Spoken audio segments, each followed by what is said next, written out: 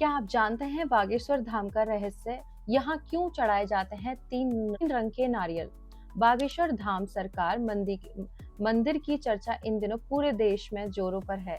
यह एक ऐसा चमत्कारी मंदिर है जहाँ भगवान बालाजी के दरबार में भक्तों की अर्जी लगाई जाती है और फिर उनकी सुनवाई की जाती है। तो आइए आपको बताते हैं कि इस मंदिर का इतिहास और कैसे लगती है यहाँ पर अर्जी। बागेश्वर धाम सरकार मंदिर, जी हाँ, भगवान बालाजी का ये मंदिर और यहाँ के आचार्य धीरेन्द्र कृष्ण शास्त्री इस पूरे देश में इस वक्त चर्चा का विषय बने हैं।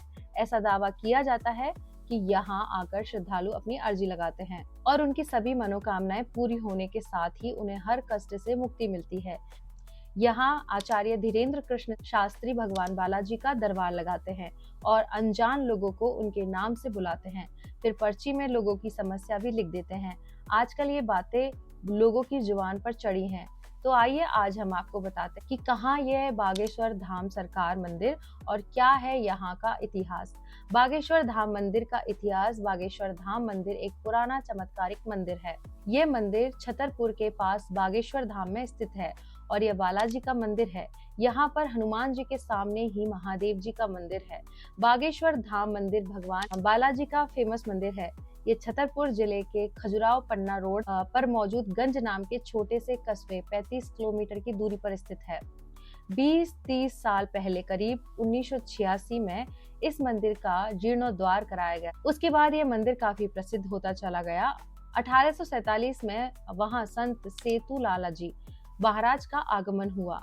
ये आचार्य धीरेन्द्र शास्त्री के दादाजी थे। उसके बाद 2012 में श्रद्धालुओं की समस्या का निराकरण करने के लिए दरबार का शुभारंभ हुआ। उसके बाद 2016 में बागेश्वर धाम में भूमि पूजन हुआ और फिर भगवान बालाजी का यह धाम समस्याओं के निराकरण के लिए प्रसिद्ध हो गया। अर्जी बालाजी के इस धाम में मंगलवार को भक्तों की भीड़ उमड़ती है और लोग बालाजी के दरबार में अपनी अर्जी लगाते। बागेश्वर धाम में पर्ची लगाने की प्रक्रिया बेहद सरल है। यह आपको एक पर्ची पर अपनी समस्या लिखकर उसे लाल कपड़े में नारियल के साथ बांधकर यहाँ परिसर में रखना होता है।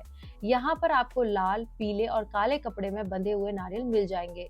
इसके पीछे की वजह यह है कि अगर आपकी अर्जी सामान्य है तो लाल कपड़े में नारियल बांधे, अगर शादी विवाह से जुड़ी अर्जी है तो नारियल को पीले कपड़े में बांधे और अगर अर्जी प्रेत बाधा से जुड़ी है तो नारियल को काले कपड़े में बांधे।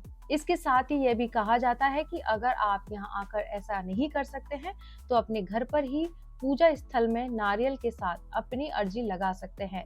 ऐसा विश्वास है कि घर पर लगी अर्जी भी बालाजी सुन लेते हैं। ऐसे पता लगता है कि अर्जी स्वीकार हुई या नहीं हुई। आचार्य धीरेन्द्र शास्त्री बताते हैं कि अगर आपने अर्जी सच्ची श्रद्धा से लगाई है और आपकी अर्जी स्वीकार हुई है तो आपको सपने में लगातार 2 दिन तक बंदर दिखाई देंगे।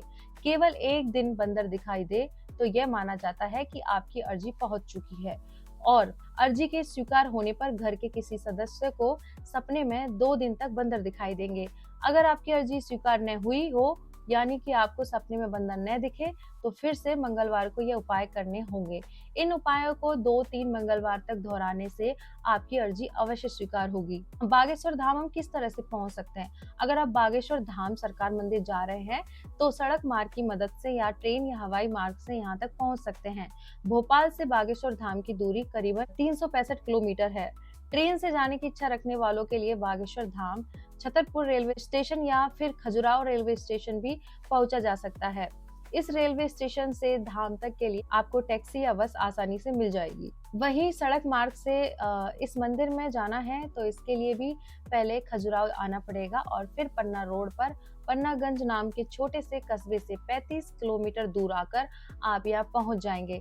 तो आपको हमारी ये जानकारी अच्छी लगी हो तो लाइक करें, कमेंट करें, सब्सक्राइब करें और मेरे साथ बोले ओम नमः पार्वती पतये हर हर महादेव शिव शंभो।